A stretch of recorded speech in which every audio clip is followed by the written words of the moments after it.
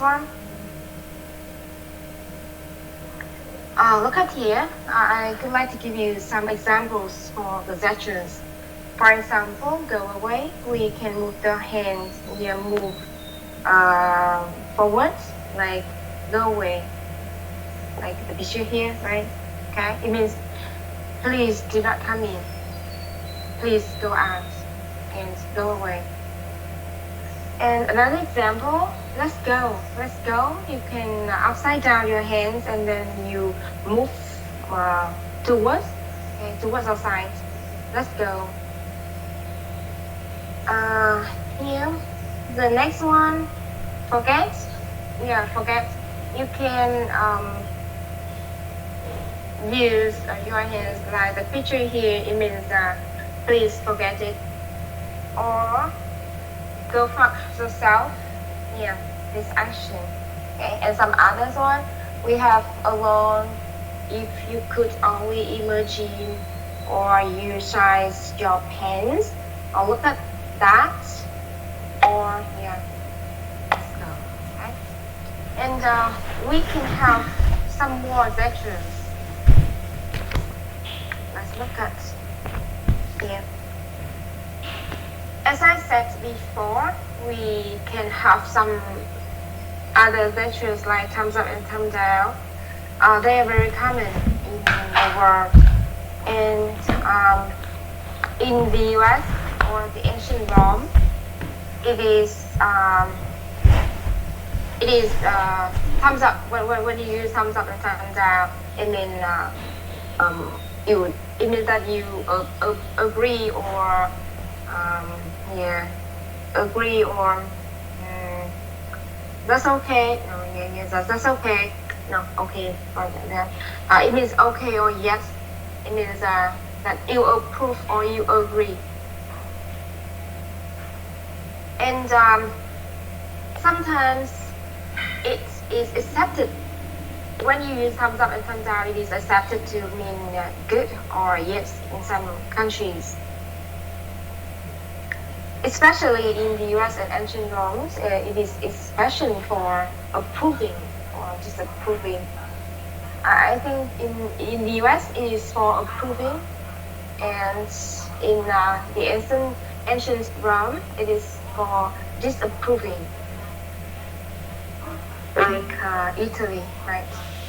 In Italy, it means you shouldn't use this gesture because it has an offensive meaning. For disapproving. Yeah, and thumbs up can, just I said it before, the gesture here. I remembered, did I say it before? Hello. Did I explain it before? Yes or no? Yes, already or not yet? Not yet?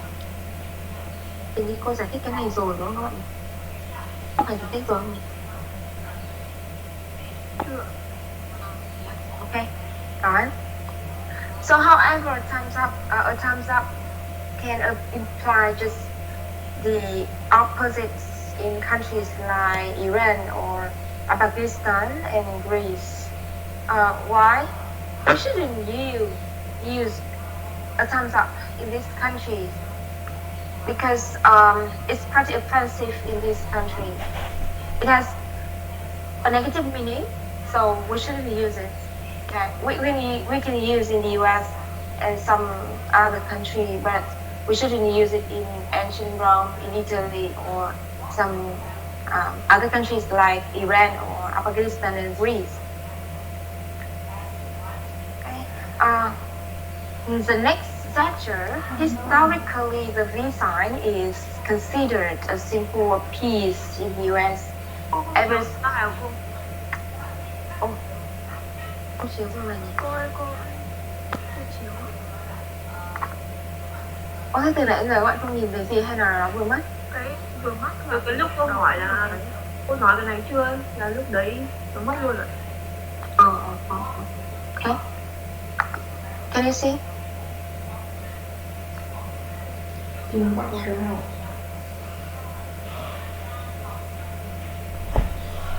Không có see đâu.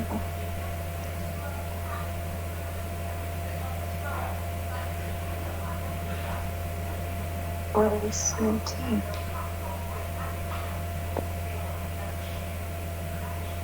Nè, ok. Ồ. Thế nào? Mất tiêu mất slide rồi. Ok, wait me.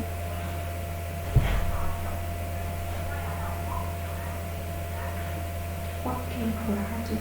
Walking ladder.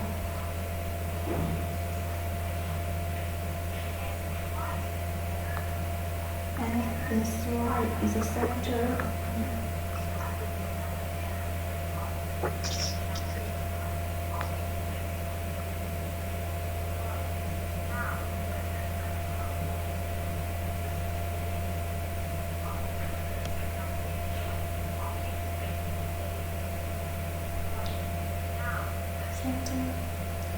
This is a great place to work out and chill while we find yourself walking around. Slide. This is a great place to work out and Let me chill share while again. we find yourself walking around this place, following out your way to it anyway. As if right is the set, and right is the center of Hanoi.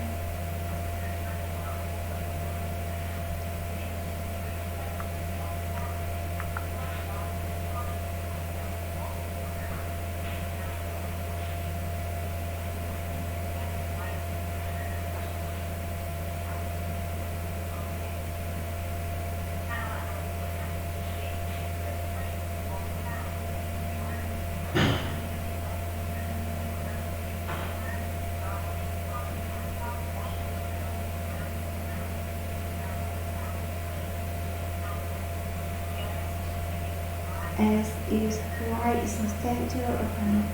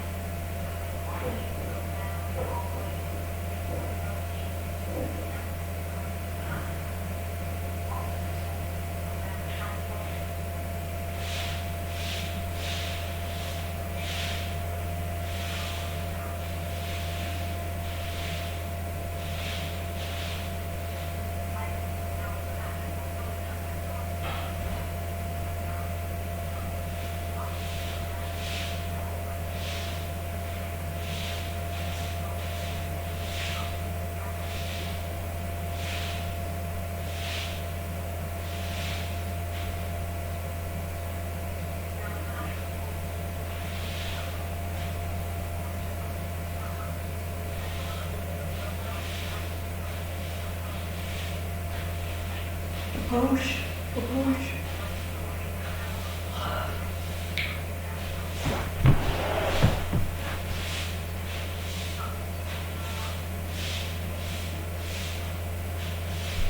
Walking around here.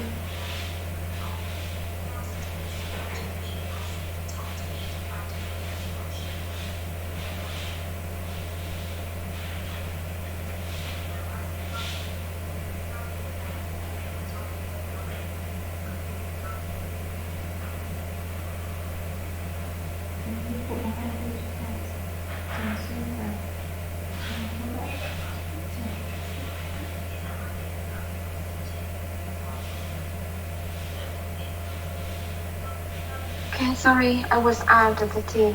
Maybe because of the bad network for you.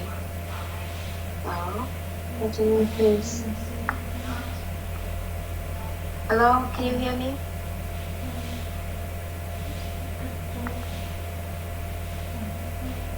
Hello, hello.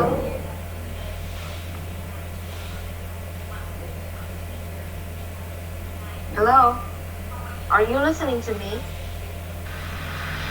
Okay, thank you. The next one. Historically, the visa is considered a symbol of peace in U.S. ever since the Vietnam War. Here's a peace sign. Yeah. So, in other words, in the U.S., when you use a peace sign, it is for peace, for showing the peace. Next. The palm of the hand facing out, that is okay, since that can also signify V or for victory, or simply the number 2. So, when you use the V sign, it can have the meaning as for showing number 2. Yeah, it means number 2. And sometimes it's for victory, right? V for victory. Letter V in victory, the word victory.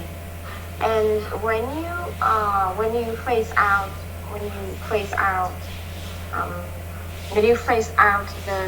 your hand, the V sign, yeah, it can have the same meaning as V for victory and also for number 2. Okay, so in the US, the V sign is for the peace, for the victory, and also for number 2. Right. Now, however, turn it around, it is the UK's and Australia version of the finger. Right, this one. Okay, when you face, turn it around. Okay, turn it around. And in the UK and in Australia, it can mean up yours. Okay. And the next one. The devil horns are common and innocuous hand gesture in the US. This one, the devil horn. And the devil horns have, hard rock standards for the cases. And however, in many Mediterranean countries like Italy, this gesture has a more sexual and offensive meaning. So in this country, in Mediterranean countries, we shouldn't use the devil horn gesture, because when you use it, it means that you are telling someone their spouse is unfaithful. So it means that when you use devil horn in this country, it means that you are unfaithful. People cannot trust him, so we shouldn't use devil horn in Italy. But in the US, you can use, because it's used for what kind of rock, right? What kind of music, and yeah, it becomes a very common gesture among the youth. The next one, the hand gesture of connecting your index finger to your thumb is okay in the US. Like this one is okay in a lot of English-speaking countries, not only the US. In the UK, in Canada, that's fine. Okay, so even in Vietnam, so this gesture is okay in a lot of countries. But in South American countries like Brazil, it's a vulgar gesture, and the President Nixon was even rude for using it while there. So in Brazil, it's considered rude when using the gesture okay. So we shouldn't use okay gesture in this country. And in France and Belgium is also interpreted as offensive because it signifies zero or worthless. So in France and Belgium, we also shouldn't use okay gesture here. So we can use okay gesture in some English-speaking countries, but in South American countries and in Brazil or France or Belgium, okay, it is considered rude to use the Okay, that's Or true. how do you? You remember that? Yeah. Okay, that's all about the gestures. I did give you a lot of examples about the use of gestures, and some gestures among the examples here are commonly used in Vietnam, right? Right. For example, the gesture "okay" also used in Vietnam, and the gesture and the design, right? We are using the design gesture for showing the peace and showing the victory, and also for the meaning as number two, right? And and some other gestures like the first picture here, right? So at home you will have a homework. Here's the first homework. So at home you have to make a video for giving some more examples about gestures, the use of gestures in some countries. The first homework. Okay, that's gesture. The next type of pieces, that's physical appearance. So according to 1992, more attractive people are judged to be happier, more intelligent, friendlier, stronger, and kinder, are more thought to have better personalities, better jobs, and greater marital competence. Well, is it correct? Your opinion, is it correct?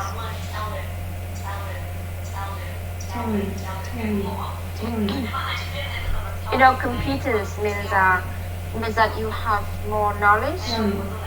You are excellent. In Vietnamese studies rồi thành thạo, right? So, do you agree with the results from that 1992?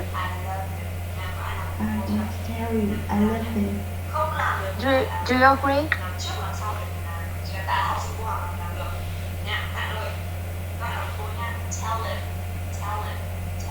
I think you can understand the results from that 1992 here, right? Because nobody was here. So do you agree? Yes or no?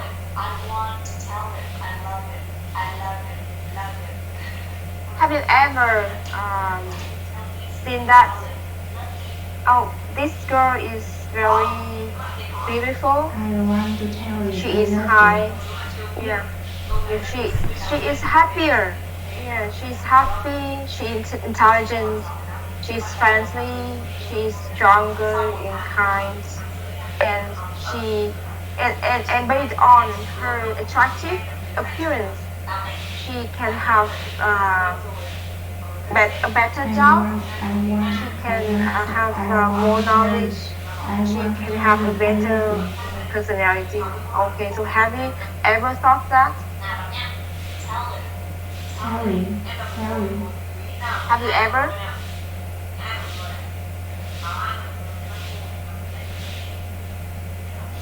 Yes or no? Yeah, I myself, yes. Yeah. Sometimes I wish I can be higher and have and more beautiful. Yeah. And because I can see around me some attractive girls are very successful and more competent. Yes, and this is my wish. And another result from Jan 2000, attractive people get more days, higher grades, higher tips, lighter court sentences than unattractive people. Yeah. Can you show me one example that to show that the result here is true?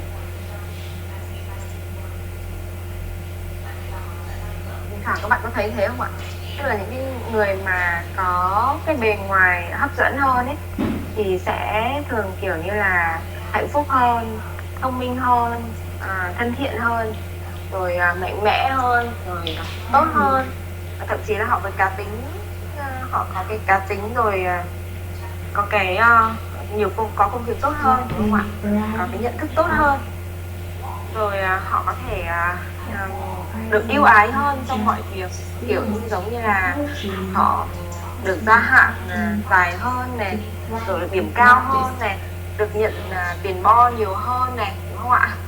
Được nhận được những lời nói dịu dàng hơn, vân vân, tức là mọi thứ nó đều là được yêu ái hơn so với những người gọi là unattractive people, những người mà không hấp dẫn, những người mà có cái diện mạo rồi có cái bề ngoài nó không được hấp dẫn lắm. Okay, so do you agree? Do you think it is true for you and for other ones? Bạn có thấy thế không ạ? Có đúng không? Có thấy đúng không? Yes, okay. So there is a research, research results from two authors, Knapp and Dunn. Yeah, and I myself realized that it's true. The next one, for example, it is one another study from Stanford, 1980. Yeah, he studied 73 defendants who had been rated physical attractiveness went on trial, and the results showed that the more attractive defendants received significantly lighter sentences. Yeah. Cái này thì cũng đúng không ạ? Thường khi đặc biệt là các bạn sẽ thấy là cái sự khác biệt giữa người nam với người nữ các bạn. Cái nhìn của nam với những cái bạn mà có cái bề ngoài gọi là attractive, nó sẽ gọi là sẽ yêu ái hơn so với cái nhìn của nam với những cái bạn có cái bề ngoài gọi là unattractive. Các bạn cứ so sánh thử mà xem cách của một bạn nam đối xử với một bạn nữ xinh với một bạn nữ không xinh nó khác nhau, có bề ngoài hấp dẫn và không hấp dẫn nó khác nhau đấy các bạn. Và cái ví dụ điển hình nhất chính là đối với nam giới. Nữ giới thì mình nghĩ là cũng có, tuy nhiên thì không phải tất cả mọi người đều như vậy, đúng không ạ? Tức là usually or sometimes.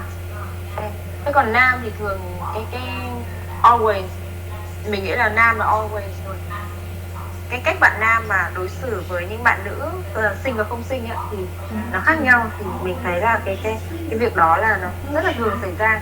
Thế còn với nữ thì có thể là sometimes, có thể với người này thì hoặc là với người kia họ có thể khác nhau. Okay. So that is about physical appearance. And the next type, artifacts, I mean dress and belongings. Artifacts. So walking around here, I always get young students approaching me asking to talk to me, practice their English. Walking around here, I always get young students approaching me asking to talk to me, practice their English. Walking around here, I always get young students approaching me asking to talk to me to practice the English. Walking around here, I always get young students approaching me asking to talk to me to practice the English.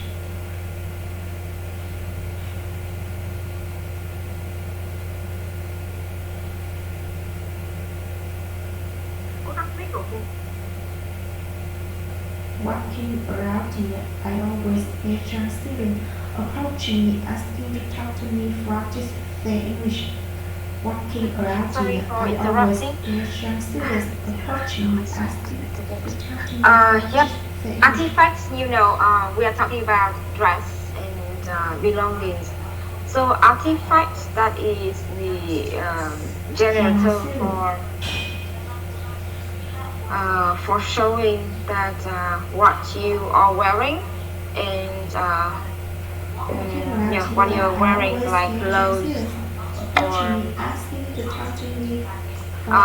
it is for showing a usually simple object such as a tool or ornament showing human what are human wearing or belongings and what actually what you are wearing or what the belongings that you have also affects the result of the communication.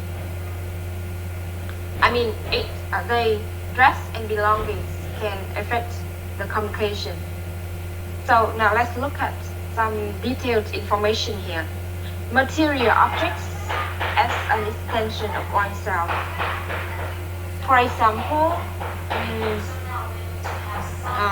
when you look at a girl or a woman and she is wearing luxurious clothes and things and belongings, and you can make a conclusion that she is very rich. She has a high standard of living, and also she maybe she has a higher position, and then she has more knowledge than you. Okay, maybe. So we can make a conclusion based on what can we see, based on what she is wearing. Right. That's why we say material objects as an extension of oneself. And what we are wearing can reflect ourselves. That is one thing.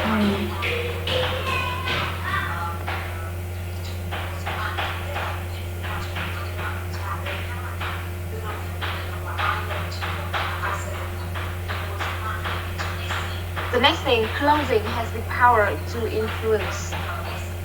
Yeah, as I said before, what you are wearing can reflect yourself, and it has some influence on communication. Okay, so for example, it can express clearly while you're watching some films like Korean films, right? Korean films, yeah. The reactions are different in terms of the way you are wearing. I mean, the reactions are different in terms of clothing. Cái này thì nó rất là rõ trong các phim của Hàn Quốc rồi. Phim Việt Nam thì thực ra thì mình cũng không thấy họ thể hiện một cách rõ rệt về sự phân tầng ấy trong phim Việt. Thế nhưng mà trong phim Hàn Quốc thì nó có cái gọi là phân tầng rất là rõ trong phim của Hàn Quốc. Ví dụ như kiểu như là cái sự gọi là phản ứng ấy, reaction ấy, phản ứng với cái người mà họ ăn mặc đẹp và với cái người mà họ không ăn mặc đẹp là khác nhau. Cái này ở Việt Nam mình thì các bạn có thể thỉnh thoảng khi các bạn nhìn thấy khi với gọi là clerk, với cái người thu ngân hoặc là với bán quần áo, bạn nhân viên bán quần áo thì cũng có thể hiện ở trong trung tâm thương mại của Việt Nam. Tuy nhiên thì nó sẽ thể hiện một cái rõ ràng nhất trong các bộ phim của Hàn Quốc. Các bạn để ý là cái việc ăn mặc sang trọng và cái việc mà ăn mặc rất là xuềnh xoàng ấy, thì hai cái trường phái đó được nhận lại được cái sự đối xử hoàn toàn là khác nhau. Cái được gọi là cái attitudes và reactions là hoàn toàn khác nhau. Okay, so that's why we say clothing has the power to influence, especially it can influence the communication. The next one, the result is that change that the phone books was returned to well-dressed people by 77% of time, and poorly dressed people only 38% of the time. Well, It is very popular in the Western countries, not in Asian countries, because in Vietnam, phone booths are not used anymore. We are using mobile phones. Yeah, okay, we have not used phone booth. Just happens in the past, but phone booths are still used in Western countries. And for the rich people, I mean, for the people who are wearing luxuriously, wearing politely, so they can they can leave. They tend to leave a lot of tips, a lot of more change in the phone booth than the people who dress poorly. I mean, the people who dress well tend to leave more tips, more change in the telephone booth than the people who dress poorly. Giống như kiểu như là ở nước ngoài thì vẫn thịnh hành các bạn các cái booth điện thoại công cộng thì gọi là public telephone booth thì nó vẫn được sử dụng. Tuy nhiên ở Việt Nam mình thì không sử dụng nữa nên các bạn sẽ không thấy nhận rõ cái điều này. Nhưng ở bên phương Tây thì họ vẫn sử dụng các cái booth đó ở công cộng. Thế thì cái người mà ăn mặc gọi là đẹp hơn đúng không ạ? Gọi là the people who dress well đó, thì có xu hướng là họ sẽ thu lấy tiền lẻ khi mà nó còn thừa, đúng không? Tức là kiểu như là người ta nút tiền vào để gọi điện đấy các bạn, và thừa họ không lấy nữa. Thế còn những cái người mà họ ăn mặc gọi là kém sang hơn đúng không ạ, thì thông thường là họ sẽ chỉ có 37% là họ 38% là họ không lấy tiền thừa thôi, còn lại thì là họ sẽ lấy. Còn những cái người mà ăn mặc đẹp và đẹp hơn chứng tỏ là họ giàu hơn đúng không ạ, thì 77% là họ sẽ không lấy tiền lẻ. Okay, so that's another result from the chain length between dressing well and dressing poorly. The next one, several studies show that fancy suits, uniforms, and high status clothing are related to higher rates of compliance. What do you mean from this one? So when clearly understands that when you see someone who are dressing well, you can have some conclusions like they have a higher status than you, they have more knowledge than you, they can earn more money than you, they are richer than you, for example, and belong together with the way they dress, we can have a conclusion that they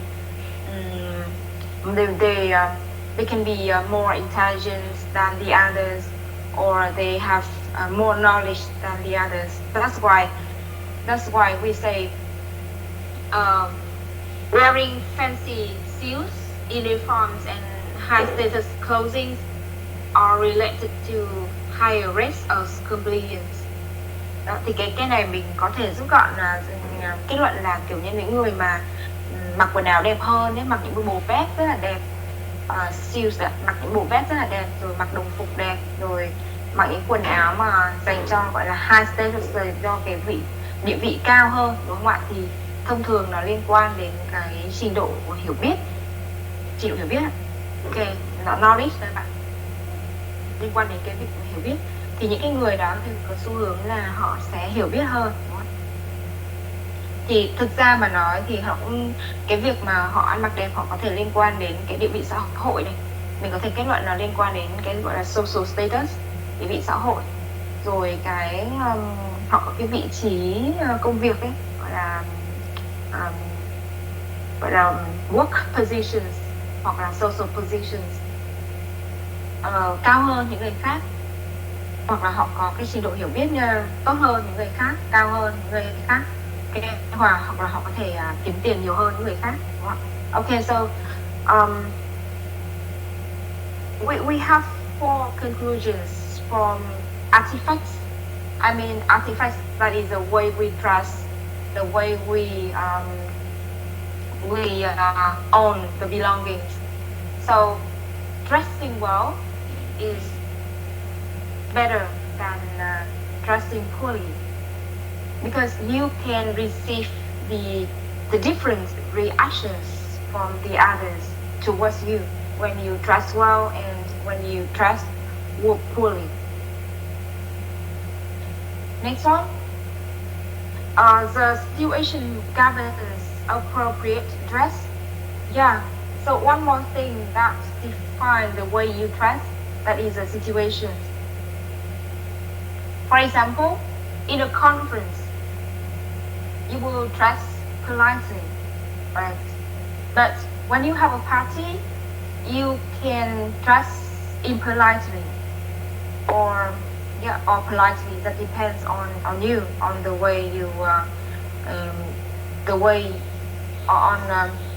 your decision. Yeah, it depends on your decision.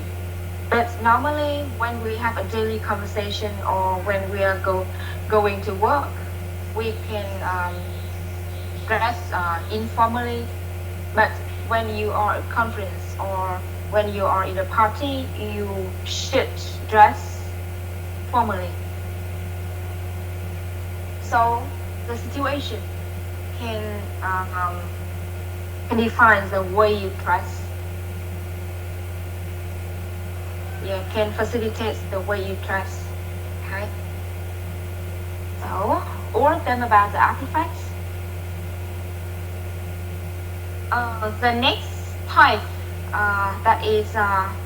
the next type of nonverbal communications as vocalics or paralanguage. You know, the use of voice to communicate include the elements such as the pitch, rate, pauses, volume, tone of voice, silences, laughs, screams, and signs. Okay, so for example, saying loudly, or the voice, your voice. I mean the volume. Yeah, the volume. Okay. The volume can define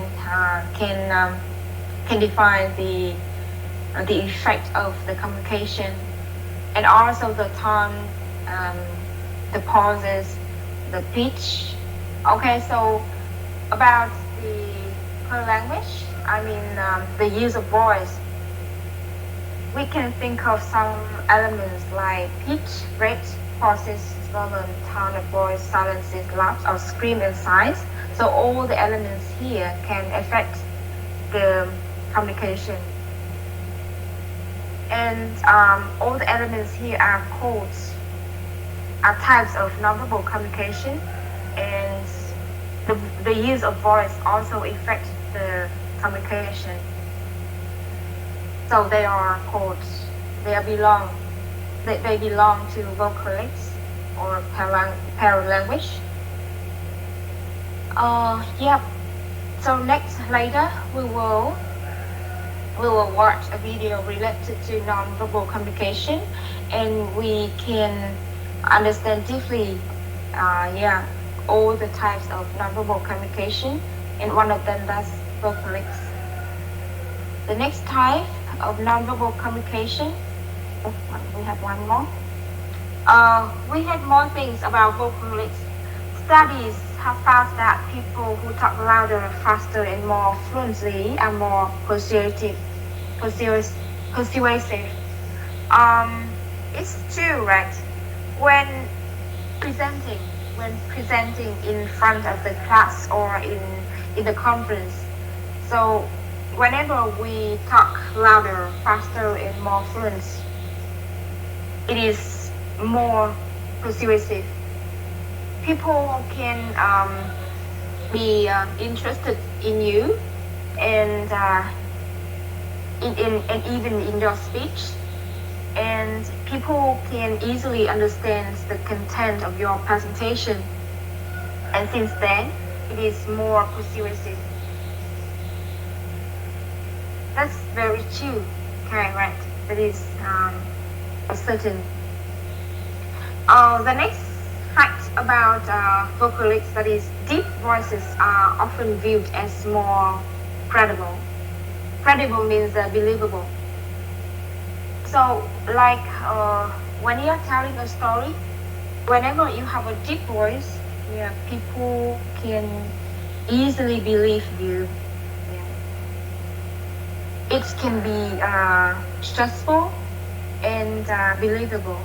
I mean, the content of your story can be believable and trustful. Okay, so however, here, however, there all of us can be. All of us cannot have a deep voice. You know, whoever has a deep voice, we can be. We can do some jobs like an MC or the storyteller. Yeah. So I myself do not have a deep voice, so I cannot be a storyteller or an MC. Okay. But what about you? Yeah. The next fact about vocalics. Powerless style of communication, I mean, you use more pauses or tag questions can lower perceptions of credibility. Yeah, you can imagine that when you are presenting in a conference, and you often use or you stop a lot. So if by using pauses like or you can lower your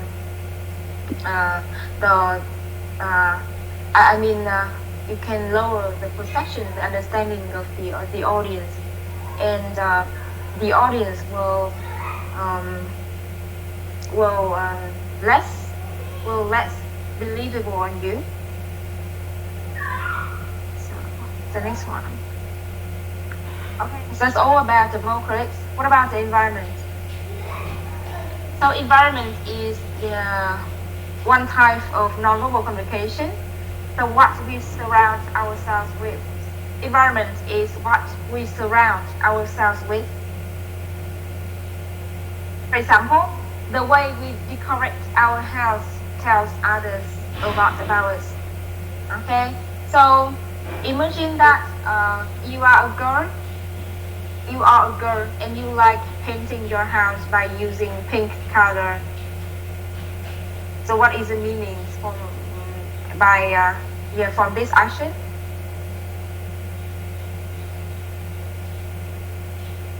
So when you are a girl and you paint your house by using the pink color. So what can you understand from this action? From this thing, so what can you understand? What can you conclude?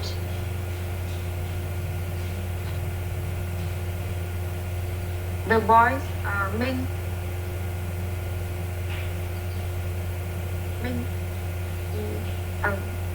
No Minh in this class, right? Dũng. Yes.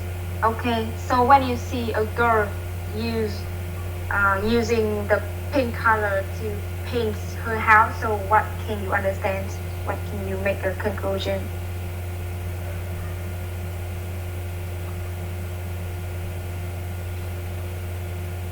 I think she has a girlish personality. Yeah. Yeah. What else? And I think that she's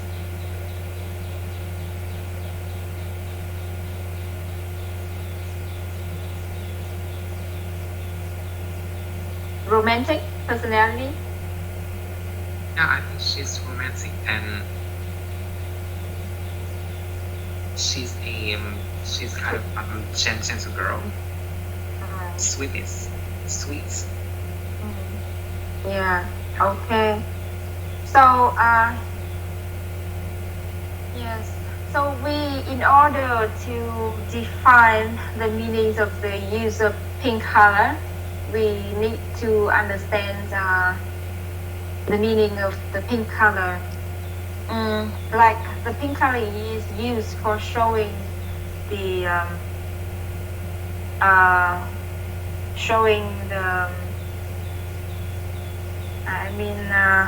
hang on, showing the passion, the passion. Showing the passion or the aggression, the aggressive and aggression. Yeah. And the Romans, even the Romans, the charm, okay, the charm. So the pink color is used for showing the Romans the passion, the aggression, and even the charm. It means to me that the girl like pink color because they are romantic, they are cute, they are nice, they are sweet, they are romantic. Yeah. And hang on, what else? They are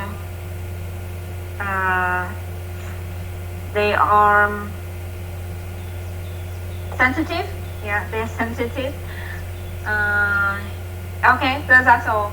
Okay, so that's why we say environment can define ourselves, and environment is what we surround ourselves with, and the way we decorate the house can tell us something about us. Okay.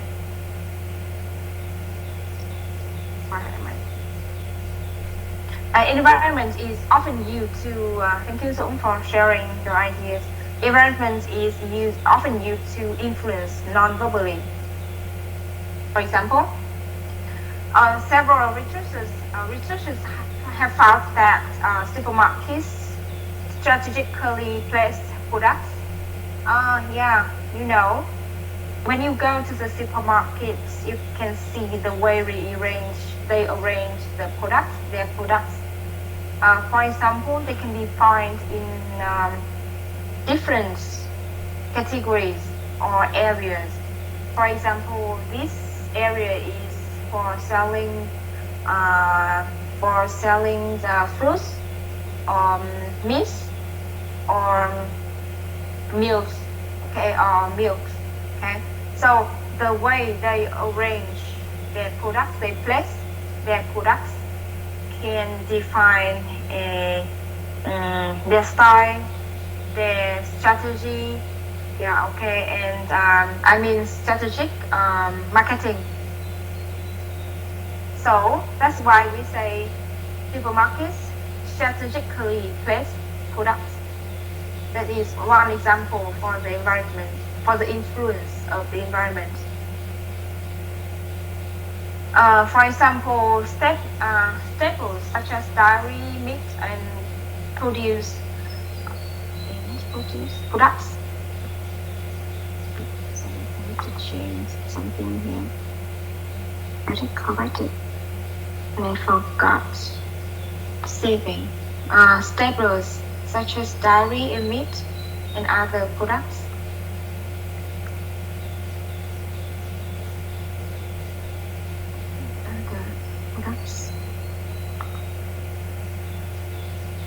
Are in the back or on opposite sides of the store in order to force shoppers to meander through aisles where they'll be tempted to buy all the kinds of other products.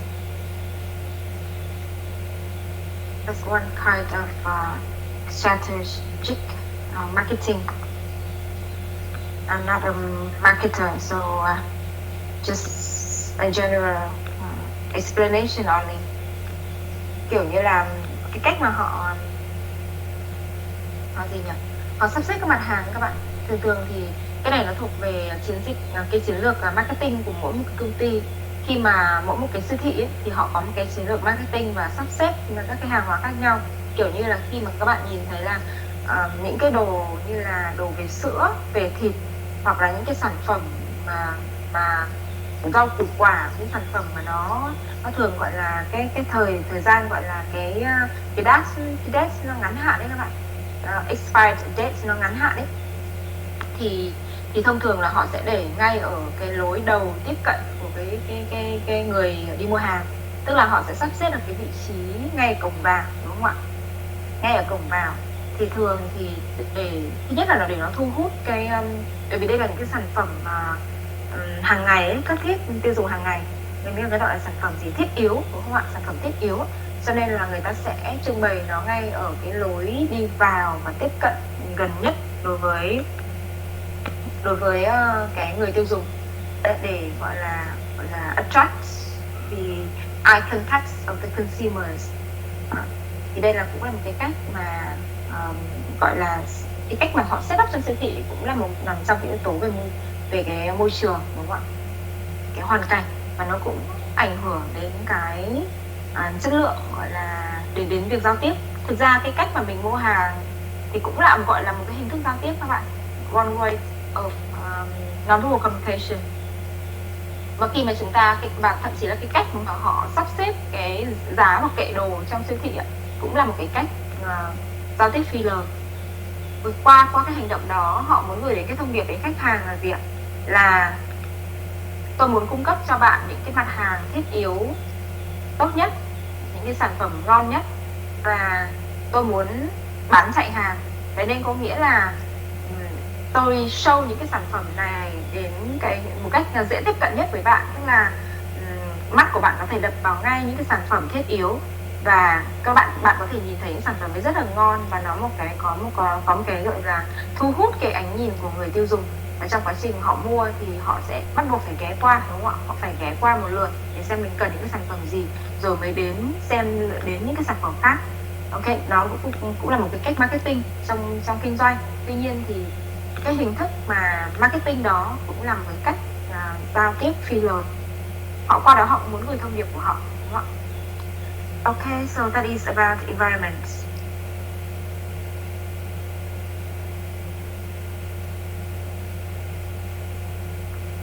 Okay, so one more example for the environment. Children's products are usually placed on lower shelves where they can easily be viewed. One more example related to the supermarket, the strategic marketing. Okay, những cái sản phẩm mà trẻ em các bạn thường đặt ở vị trí thấp hơn, đúng không ạ?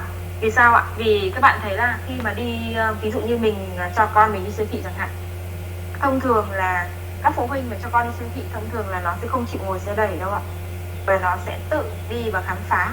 Vậy nên là những cái sản phẩm cho trẻ em là người ta thường hay đặt ở vị trí thấp để cho trẻ em có thể dễ dàng sờ được, dễ dàng cầm lên và ngắm nghía. Và tất nhiên là cái việc trẻ con mà nó ngắm nghía như vậy, nó sẽ quyết định đến cái lựa chọn của bố mẹ trong việc quyết định xem là có mua hay không, đúng không ạ? Thông thường thì cái xu hướng khi trẻ con đã thích cái gì đó rồi thì bố mẹ sẽ, nếu như cái sản phẩm đó là cần thiết thì bố mẹ sẽ cái xu hướng là trả tiền cho cái sản phẩm đó nhiều hơn.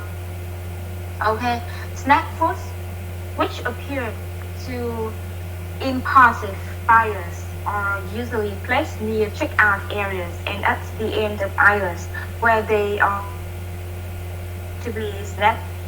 Đó, thì các bạn thấy một cái điều nữa là các cái snack food như bim bim hoặc là những cái sản phẩm mà khoai tây chiên, đúng không ạ? Thì thường là họ hay đặt ở cái vị trí những cái sản phẩm như kẹo ấy, những cái gói kẹo nhỏ hoặc sinh gum, đúng không ạ? Hoặc là những cái đồ snack, đồ ăn vặt nhỏ, gói nhỏ, thông thường họ hay đặt ở cái quầy thanh toán ấy các bạn, check out areas, nên cái quầy thu ngân đấy các bạn, đặt ngay quầy thu ngân để khi thu ngân trẻ con nó có thể là tức là dễ dàng nhìn thấy hơn, và có thể nó thu hút thu hút cái ánh nhìn của trẻ con lẫn người lớn trong quá trình mà thu ngân thì cũng đói rồi, đúng không ạ? Và những cái sản phẩm thì rất là bắt mắt và hấp dẫn, và nó sẽ quyết định đến cái việc lựa chọn mua của cái người tiêu dùng. Và thậm chí là nó ở cuối, at the end of aisles. Aisles là cái lối đi ở giữa các bạn, lối hành lang giữa ở siêu thị đấy, cái lối đi mà rất là to giữa các cái quầy hàng, và họ thường hay đặt ở vị trí cuối, để là khi mà mình đi hết một đoạn rồi, đúng không, đi một đoạn dài và khá là mệt rồi, nhìn những cái sản phẩm đồ ăn nhanh như thế và có thể là bị hấp dẫn ngay, đúng không? Và quyết định là mua luôn. Ok, next. All the examples here are accepted from the research of the studies of some researchers like Fields 1996 or Mayer 1997 or Tandigan 2001. Not from myself, just from research studies of the researcher studies. Okay, so from the beginning to the end here, I did explain the 7 types of nonverbal communications, and you know,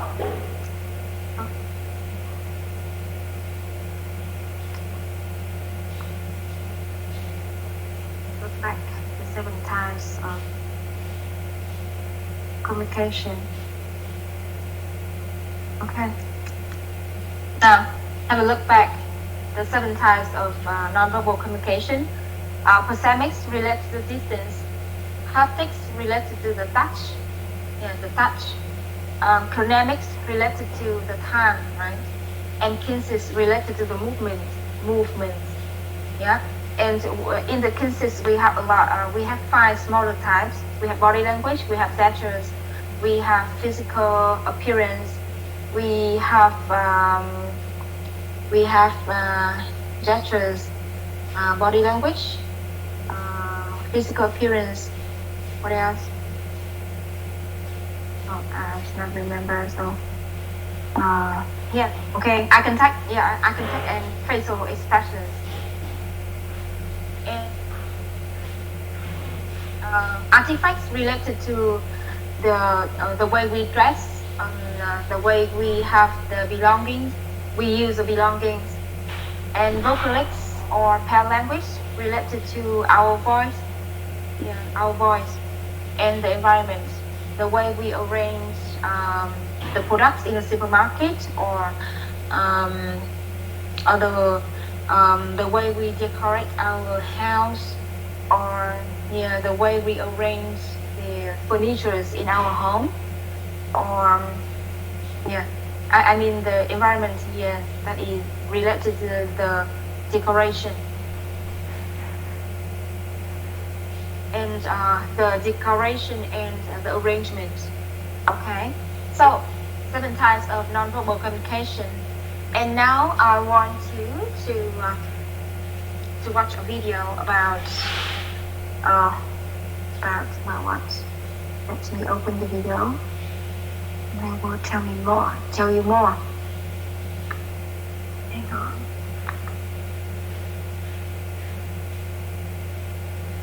You just listen to me. And now I want to explain. Yeah. Oh. You did watch a video about non-verbal communication, right? Hôm trước các bạn xem cái video về facial expression rồi đúng không các bạn? Xong rồi về nhà các bạn đã làm video rồi đấy đúng không ạ? Right? Vâng. Yeah, okay. Nhớ đúng không?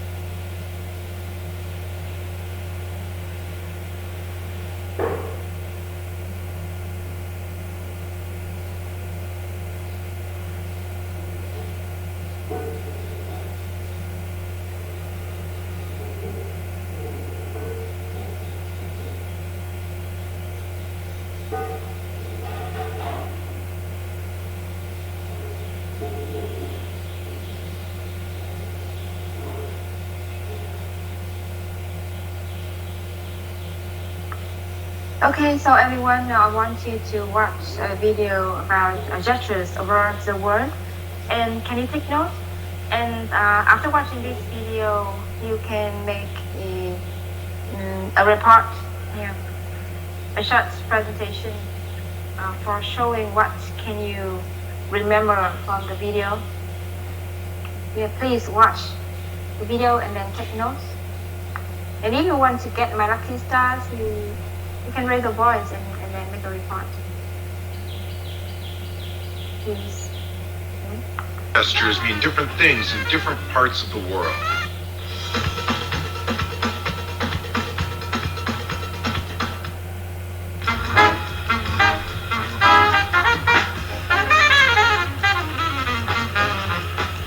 It's well known that some gestures mean different things in different parts of the world.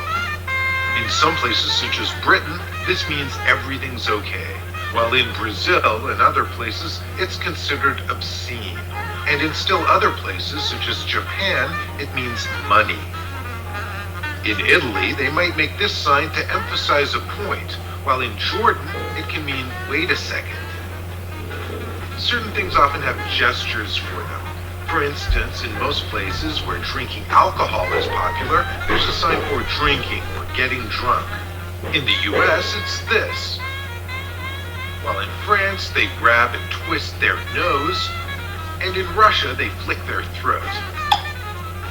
On the other hand, some places have more or less unique gestures. In Russia, to say you're making things too complicated, you scratch your ear by going around the back of your head. Among the most common and probably oldest gestures are nodding for yes and shaking the head for no. But even this isn't universal. Bulgarians are famous for shaking their head to mean yes and nodding with a click of the tongue to mean no. And in South Asia, they have a third option, which involves tilting the head from side to side. It's used to acknowledge the person speaking to you, although in some contexts it can also mean approval or even uncertainty.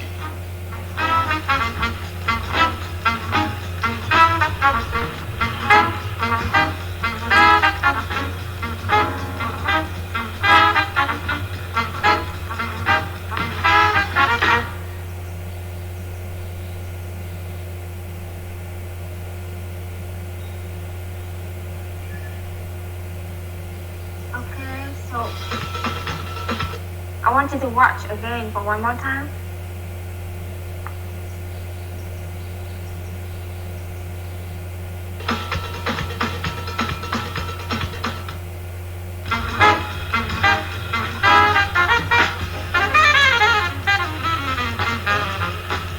It's well known that some gestures mean different things in different parts of the world. In some places, such as Britain, this means everything's okay, while in Brazil and other places, it's considered obscene. And in still other places, such as Japan, it means money.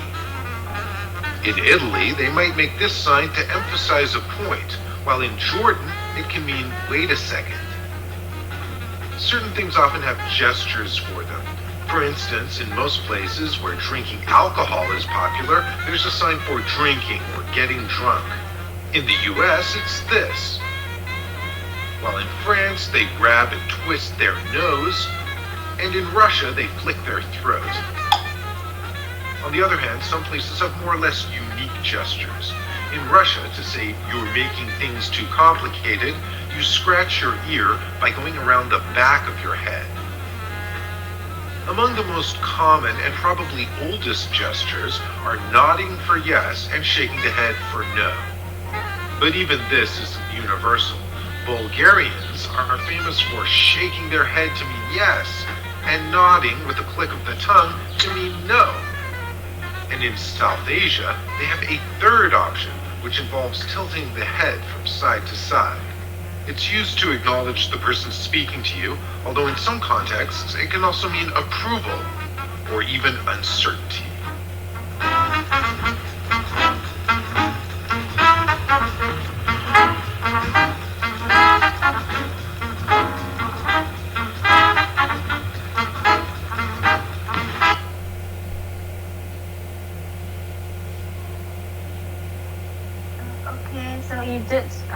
watch the video twice. So, who can be a reporter?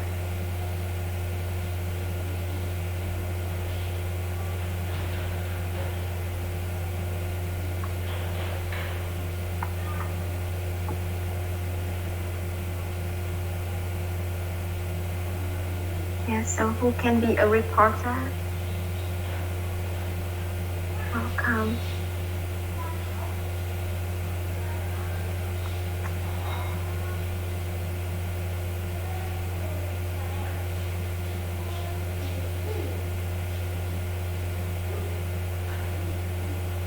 I'm waiting for you.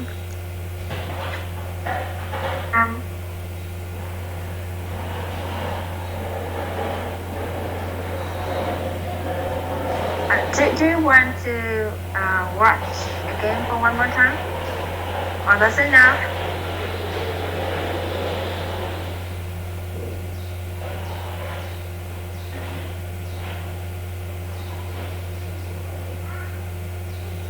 Hello?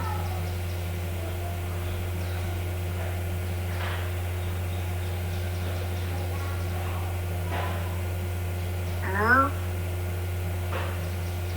Okay, so if there are no reporters, I will send you this video in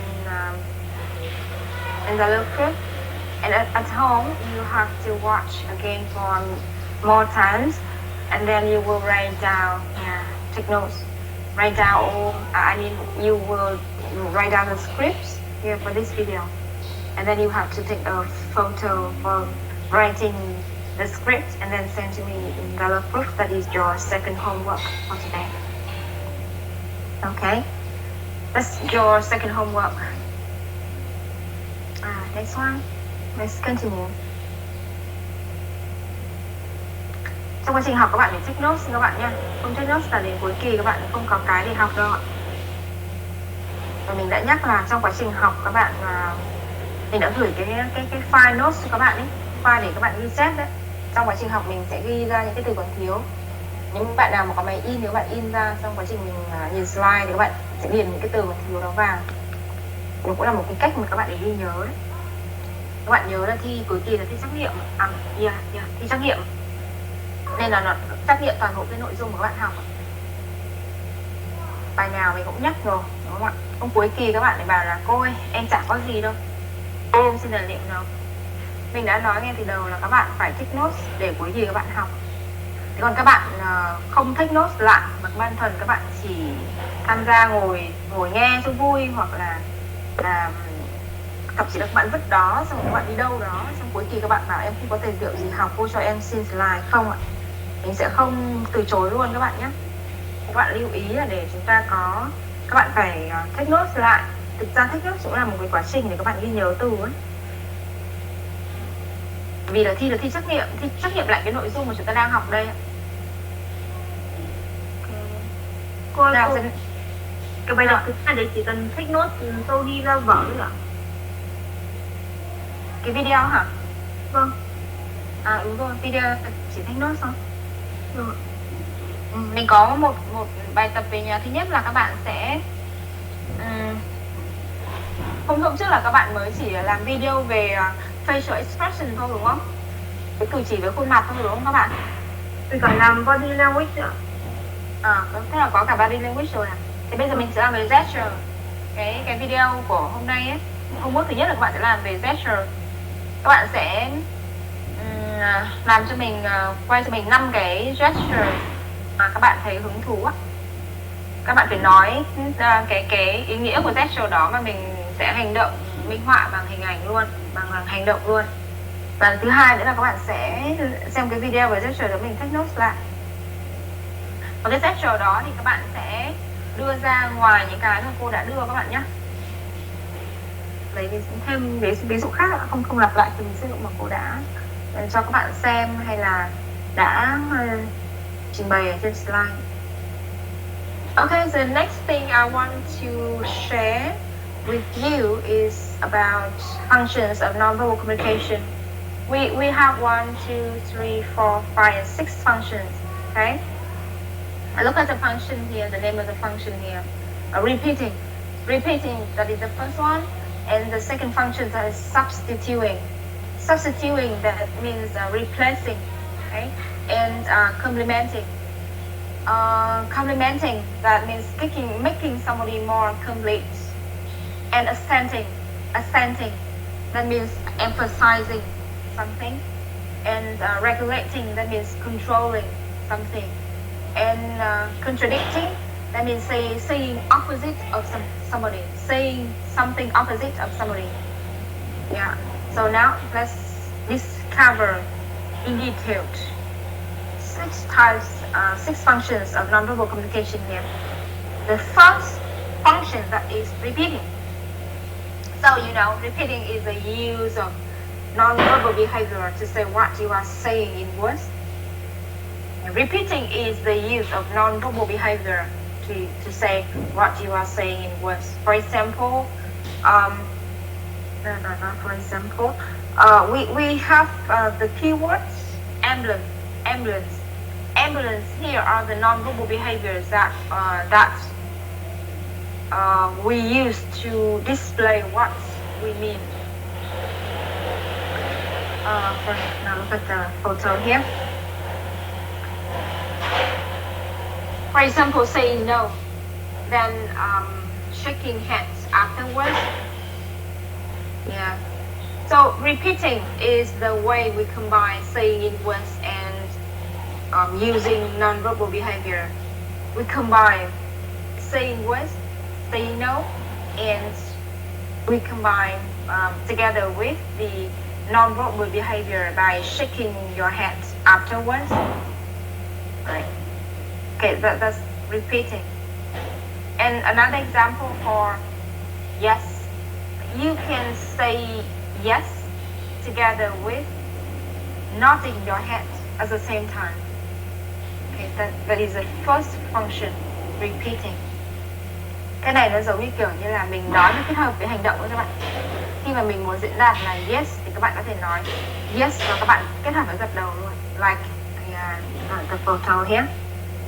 And no. Yeah. We have 2 examples for showing the agreement yes and showing for disagreement no. Okay. Yeah.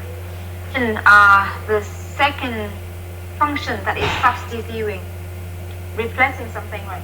So substituting is the use of nonverbal behaviors to say things rather than words, and we often answer questions questions that others ask by responding non-verbally rather than verbally. For example, nodding their head to answer a question rather than saying yes. Substituting người ta gọi là thay thế, đúng không ạ? Chức năng thứ hai của giao tiếp filler chính là thay thế. Tất nhiên là thay thế thì kiểu như là nếu như cái chức năng lặp lại các bạn là mình nói kèm với hành động, thì bây giờ mình chỉ cần hành động thôi, không cần nói. Ví dụ như là mình muốn đồng ý, đúng không? Diễn đạt muốn khi ai đó hỏi cái gì đó xong mình bảo mình hoặc là vâng hoặc là dạ hoặc là ok, đúng không ạ? Thì mình thay thế mình thay vì nói yes thì mình gật đầu một cái, đúng không? Nodding our head to answer a question rather than saying yes. For example, other examples use shrug when we don't want or don't know what to answer. Các bạn có thể dùng cái cử chỉ như thế này, đúng không? Bạn nhún vai, shrug, để chỉ kiểu như là I have no idea, I have no idea, I don't know, I don't know what to say, what to answer. Hoặc là theo kiểu như là cái gì thế, đúng không? Trời ơi, cái gì thế này? Hoặc là cái gì vậy? Okay. You can raise your elbow instead of saying what. Okay, right? Like the illustration video here, illustrated video here. Yeah. Okay, that's substituting. The next one, complimenting. Yes, so complimenting, that is the use of nonverbal behaviors to strengthen what is being said with words. And we often use illustrators. Illustrators or non-verbal behaviors that support what is being said verbally. For example, a friend says, I'm so sorry, and at the same time makes sincerely sad face. Yeah, kiểu như là khi mà mình nói xin lỗi ai đó, đúng không ạ? Và lúc đấy thì mình phải có cái mặt thật là buồn, thật hối lỗi ạ. Cùng với cái hành động là hành động nói I'm so sorry. Chứ nếu như mà khi mà mình nói I'm so sorry nhưng mặt mình cứ nhơn nhơn hoặc mặt mình cười kiểu happy á, thì tất nhiên là cái người mà họ nhận cái lời xin lỗi đó chắc chắn là họ sẽ gọi như là kiểu gì nhỉ? Họ có một cái gọi là misunderstand, đúng không ạ? Gọi là the incorrect how can I say? Yeah. Khi mà mình xin lỗi nhưng mà lại mặt mình lại không cái biểu cảm của xin lỗi, mình đang muốn diễn đạt bằng từ tiếng Việt thì đang có quá không biết dùng từ gì.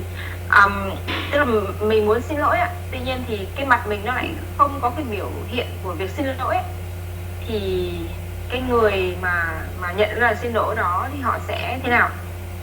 Họ sẽ cảm nhận thế nào nhỉ?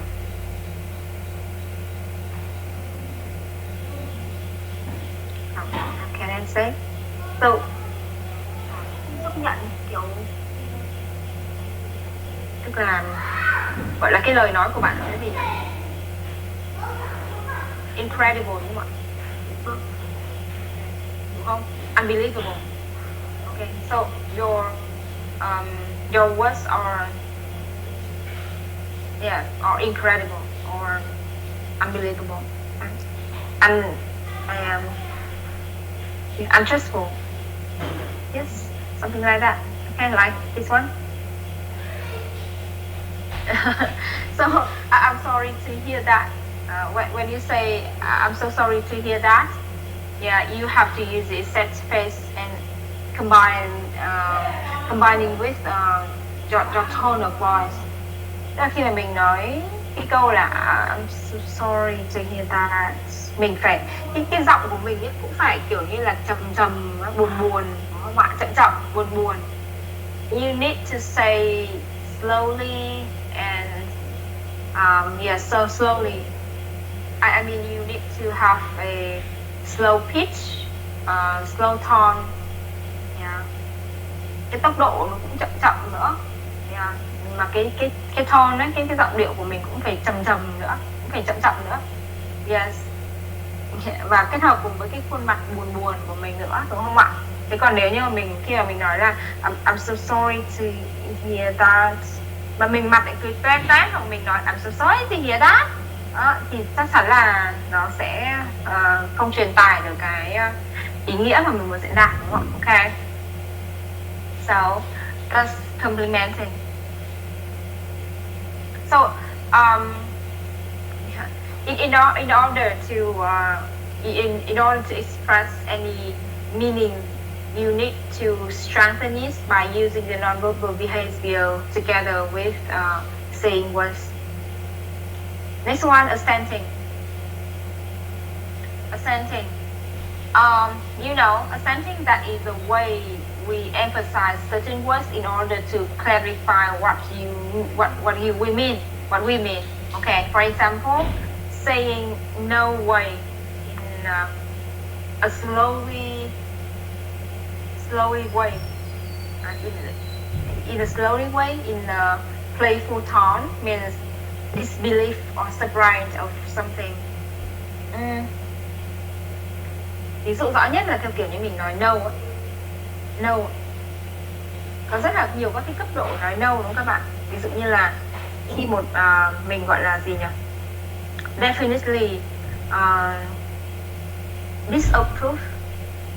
Khi mà mình cực kỳ không đồng ý thì mình sẽ nói một cách rất là dứt khoát, đúng không ạ? No.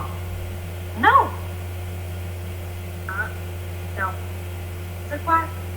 Thế còn nếu như mà khi mà mình kiểu như là vẫn là wonder ấy, vẫn còn đang thì lăn tăn á, vẫn còn đang thì không biết thế nào. No. mình nói kiểu như là cũng kéo dài hơn một chút và theo kiểu như là ít dứt khoát hơn, đúng không ạ? Hoặc khi chúng ta muốn hỏi lại cái người đó, tức là mình muốn confirm lại hoặc là affirming, okay, you want to confirm or affirming the facts, mình muốn xác nhận lại cái sự thật đó, xem là cái người đấy họ đồng ý thật hay là không. No, thì mình sẽ kiểu như là to make it like a question, no. Đó. Thì mình cần cái người kia xác nhận lại xem là no thật hay là không, đúng không ạ? Okay, so by saying no, we can have different meanings. By raising the voice or falling the voice down, or raising the tone, or like with like saying no with a slow pitch and volume and also tone. Yeah. So that's assenting. Next one, next function. We have two examples for no and no way. Yeah. Regulating. Okay. Regulating. So non-verbal behavior that control the flow of the conversation and tell us when it is your turn to talk and when the other person is finished talking. So that is regulating.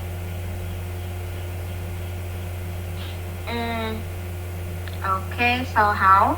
For example, when while telling a story to a friend, you may pause to allow room for comments. Yeah.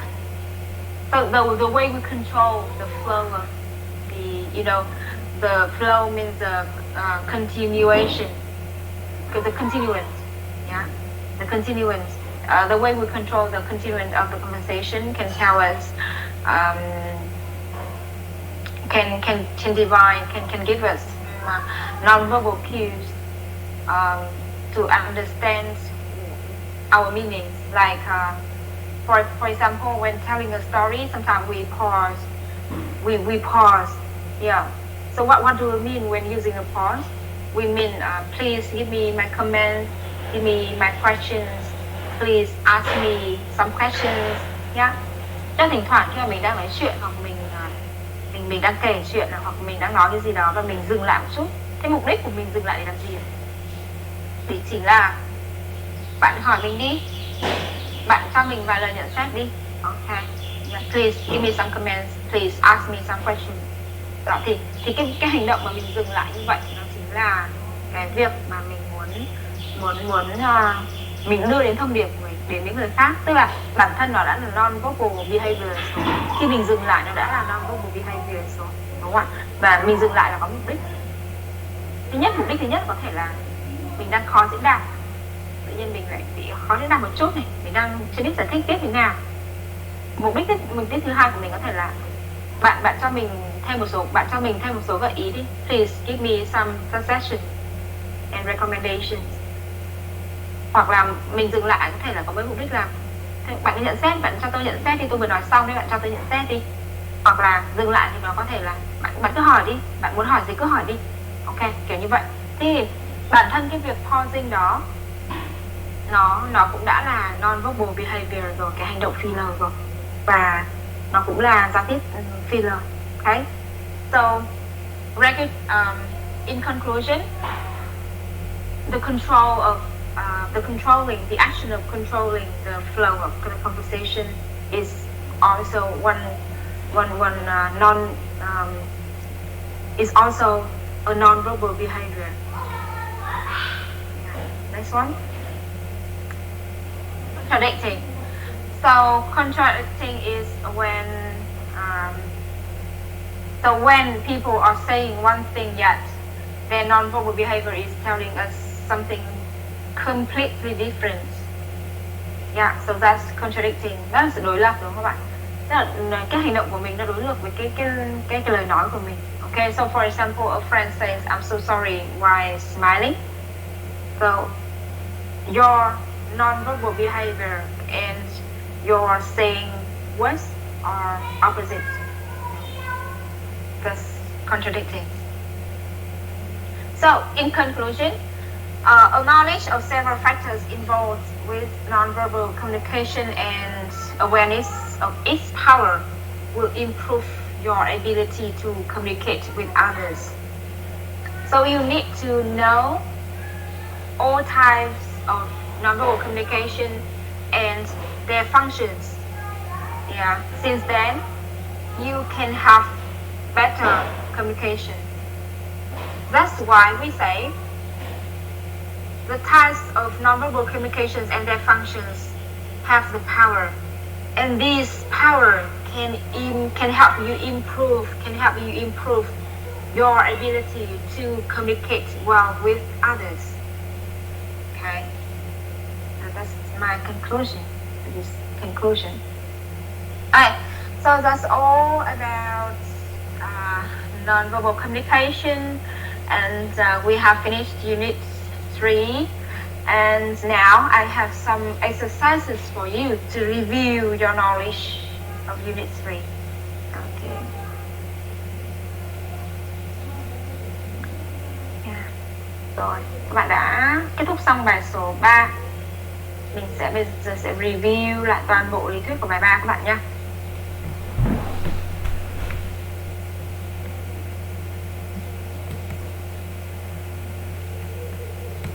Okay, so about nonverbal communication, you need to understand the definition of nonverbal communication, right?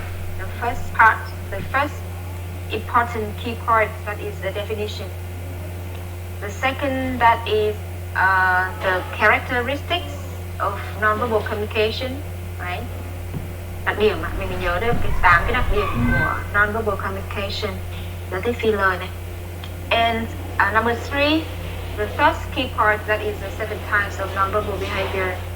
Okay, and the last key part, that is about the function. Yeah, the functions of nonverbal communication. Okay, so in unit 3, we have 4 main points.